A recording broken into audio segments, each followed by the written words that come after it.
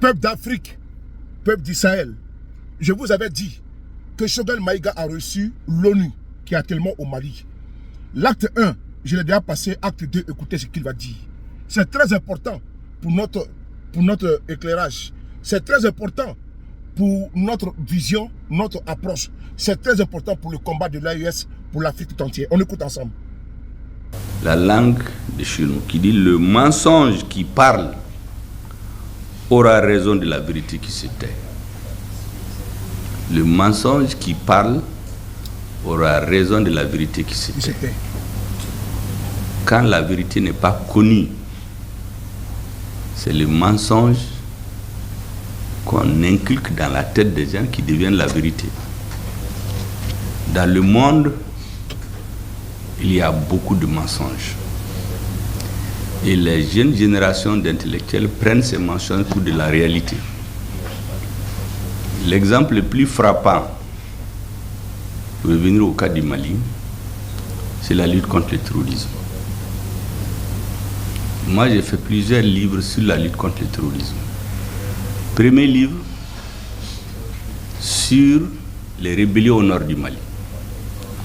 Tous les arguments qui sont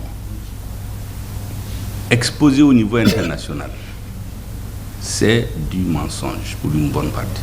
Et j'ai pris les arguments là, un à un, pour démontrer historiquement que ce n'est pas vrai. Le deuxième écrit que j'ai fait, c'est en décembre 2019. Lorsque le président français, dans un langage irrévérencieux, a convoqué les chefs d'État des pays du Sahel à Pau, pratiquement des injonctions.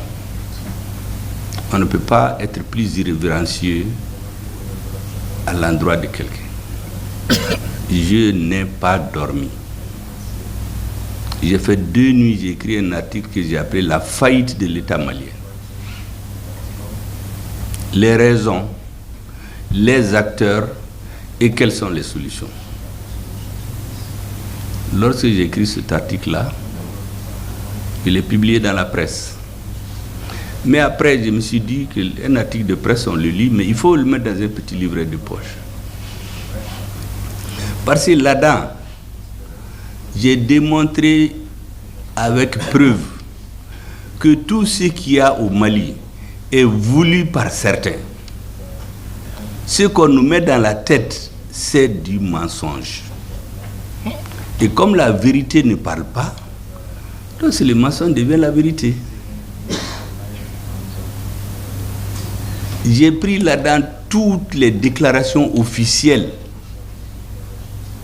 des responsables politiques français qui planifient la division du Mali, la partition du Mali.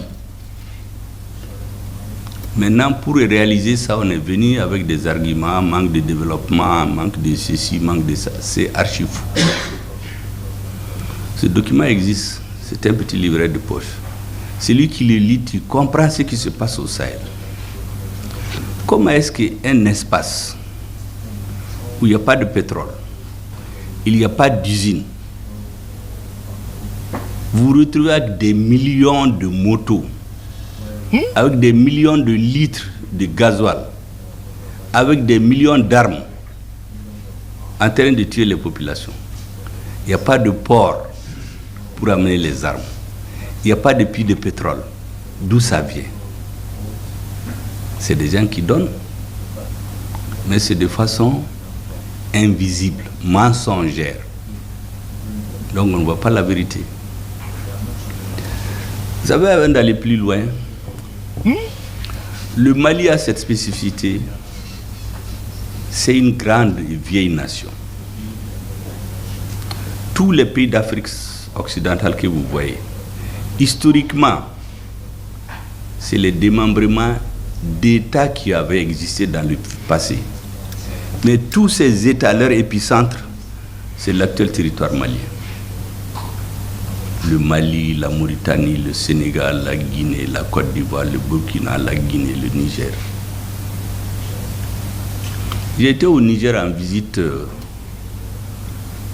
31 décembre 2023. J'ai été à Agadez. Agadez, quand vous écoutez les écrits, on vous dit c'est la ville des Touaregs. C'est ce qu'on dit à tout le monde. Mais le chef traditionnel là-bas, c'est un noir. Ça veut dire que ce n'est la ville de personne. C'est comme les régions du Nord. On vous dit c'est les Touaregs, les Arabes, les Sonrais. Ce n'est pas vrai. Ce sont des melting pots.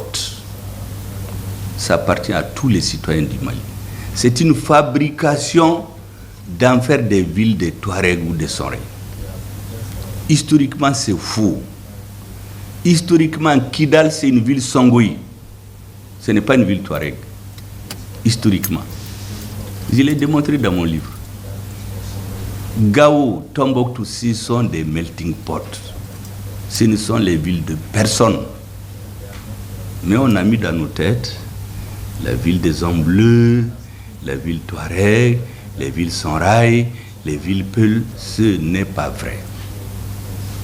Un mensonge.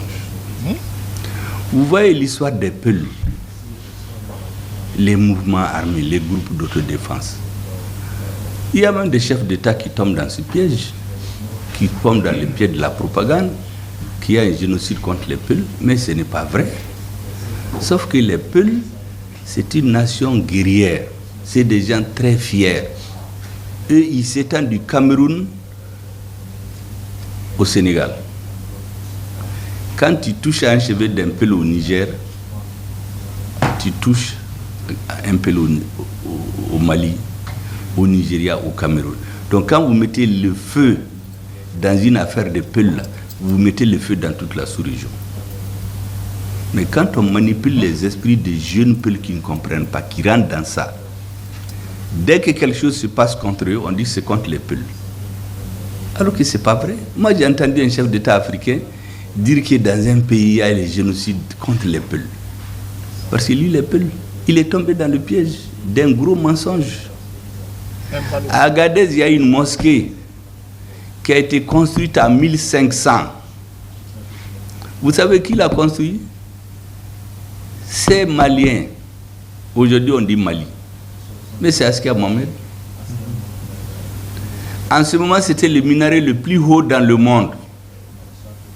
Même aujourd'hui, quand vous rentrez dans cette mosquée, on dirait que vous êtes climatisé. Vous ne voyez le soleil à aucun moment. Ça, c'est la grande histoire de l'Afrique.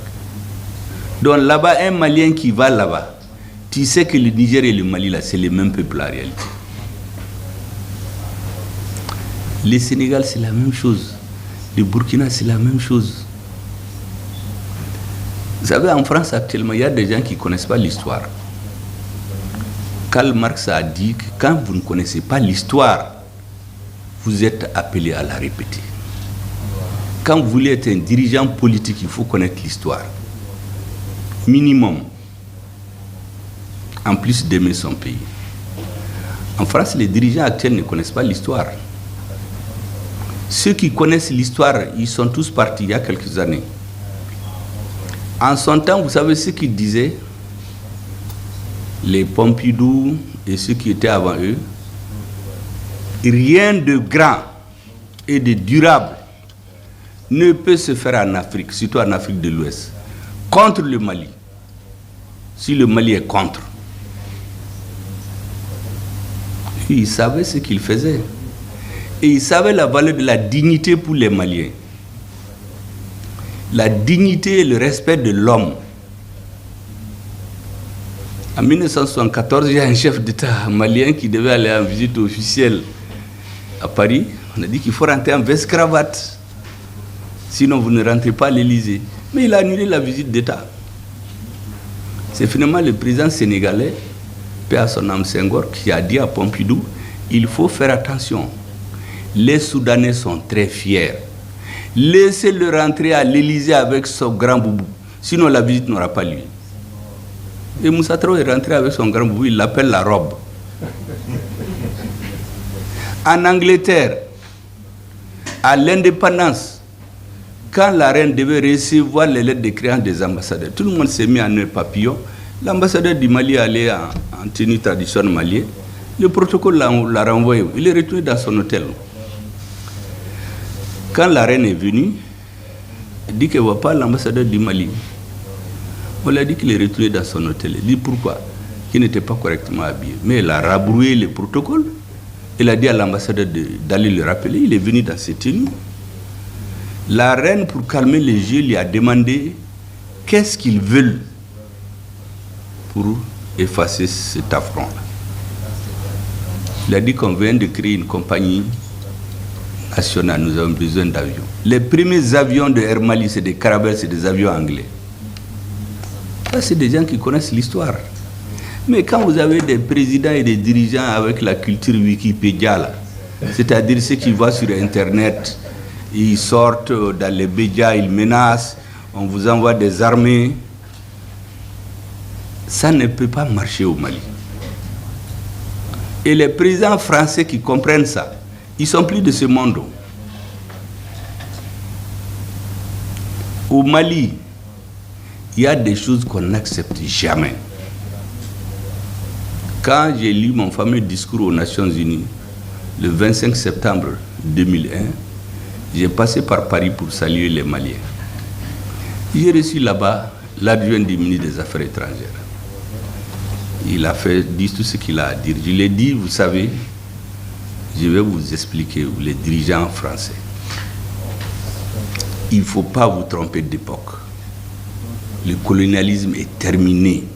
Vous avez encore l'esprit colonial. C'est terminé. Ne vous trompez pas de peuple. Il y a des pays qui ont été colonisés en 6 mois, en 1 an. Pour coloniser par les armes l'actuel territoire malien, entre 1878 et 1916, vos ancêtres ont mis 38 ans de guerre pour occuper le territoire malien. Pendant les 70 ans de colonisation, il n'y a jamais eu un an où il n'y a pas eu une révolte. Quand ce n'est pas les Dogons, c'est les Bobos, c'est les Sonrai, c'est les Mianka. C'est un peuple qui est réfractaire à la suggestion. Donc il faut nous respecter. La deuxième chose, la troisième, ceux qui dirigent le Mali aujourd'hui, ce n'est pas les présidents démocratiquement élus, entre guillemets, là, auxquels vous êtes habitués, que vous avez installés à la tête de nos États, qui sont plus préoccupés par leur image en Occident, dans les médias. On a vu ici des présidents où on a fermé, on a fait une année blanche pour une histoire de 300 millions de francs CFA. La même année, on a investi 800 millions dans les médias en Occident pour faire la publicité pour le régime. C'est à ça que les gens étaient habitués. Ces mensonges-là, on ne peut pas les faire passer au Mali. Et parce que je l'ai dit, Assimi Goïta, il n'a pas besoin de visa pour aller à Paris. Il n'a pas de compte aux États-Unis. Si vous interdisez les visas, vous fermez les comptes, vous n'avez rien réglé. Lui, il quitte Kati, il vient à Koulouba. Donc je lui ai dit, monsieur, il s'appelait un certain Bigot, allez-y réviser vos leçons d'histoire politique. Changez le logiciel de vos dirigeants. Vous avez un esprit colonial qui ne marchera pas au Mali. Sinon, nous, la plus grande communauté économiquement, après la Côte d'Ivoire, et c'est les Maliens en France. En dehors des Algériens et des Marocains, bon, ils se tiraient entre eux, je ne sais pas qui est le premier, mais la communauté la plus importante d'expatriés en France, ce sont les Maliens. Leur poids dans notre économie, c'est plus que l'aide internationale. Est-ce qu'un responsable politique digne de ce nom, qui réfléchit aux intérêts de son pays, va se mettre contre ceci-là? Or, ils ont des nationalités françaises et maliennes, ils travaillent en France. Mais demandez leur avis. Pourquoi vous n'écoutez personne, vous arrêtez des choses dans des casiers, dans des bureaux des conseillers qui n'ont jamais dépassé la Méditerranée? Ils écrivent des choses et vous voulez nous les appliquer. Je lui ai dit que ça ne marchera pas. Et j'ai reçu les ambassadeurs ici. je leur ai dit une chose. Celui qui veut traiter avec le Mali, vous le faites directement. On ne peut pas sous-traiter nos problèmes à travers un pays, fût-il un pays européen. Moi, je vous parle franchement parce que tous ces discours-là ont été tenus ici à un moment ou l'autre. Seulement, on ne nous écoute pas. C'est pour cela que nous avons mis dans notre nouvelle constitution des principes édictés par notre président.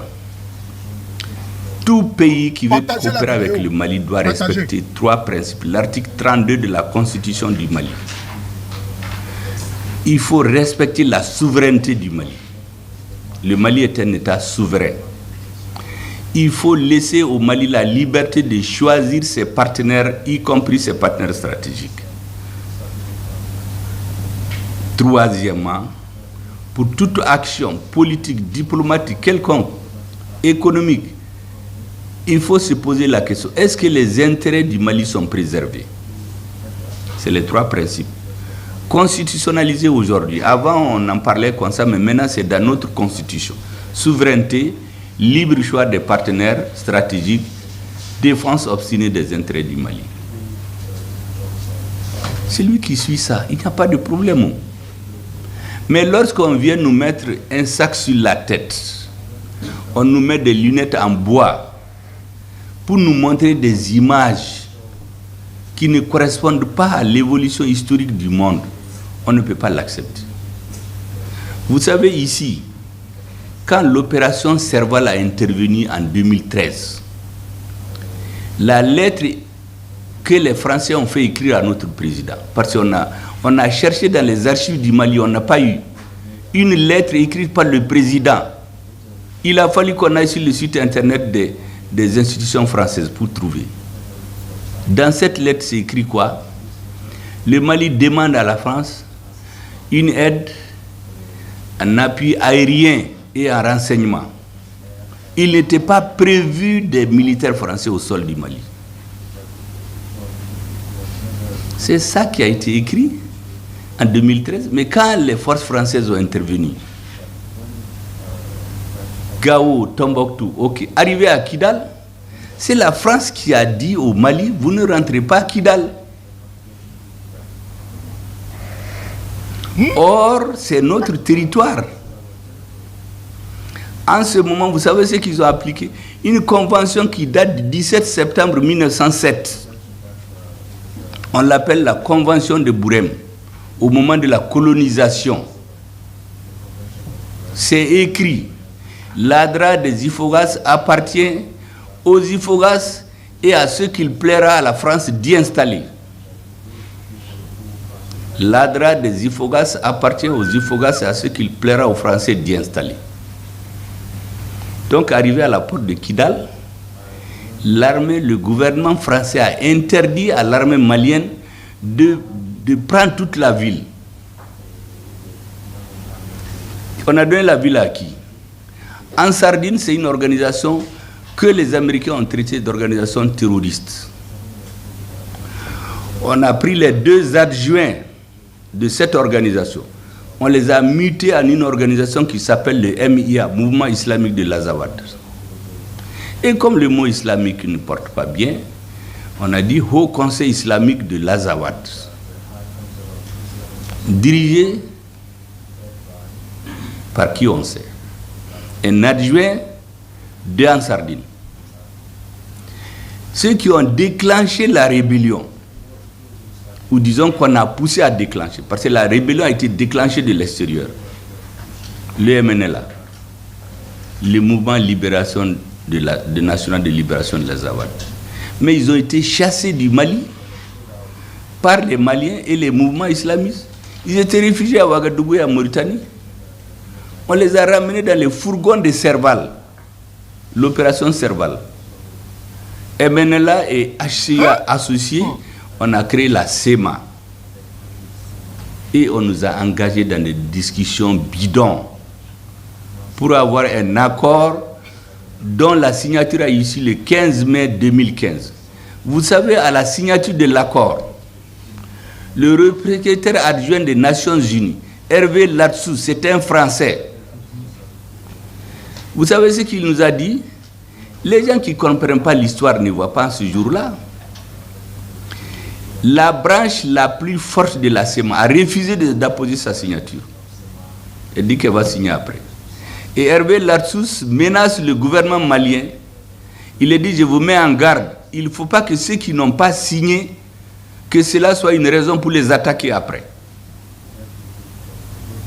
Ce jour-là, notre président Ibrahim Boubacar Keïta, paix à son âme, malgré tout ce qu'on peut lui reprocher, mais il a dit la vérité. Il a dit qu'on a une lecture saine des relations internationales. Nous savons ce qui se cache derrière votre discours.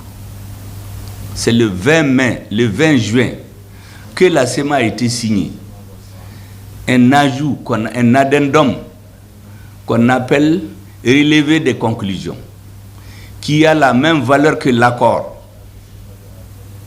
Et c'est là-bas qu'il y a le poison. Parce qu'en l'appliquant, c'est la partition garantie du Mali. C'est ce que j'ai appelé la partition programmée du Mali. Donc tous ceux qui sont venus après, les MINUSMA, Servar, Barkhane, Takuba, G5, tout ceci obéissait à une logique.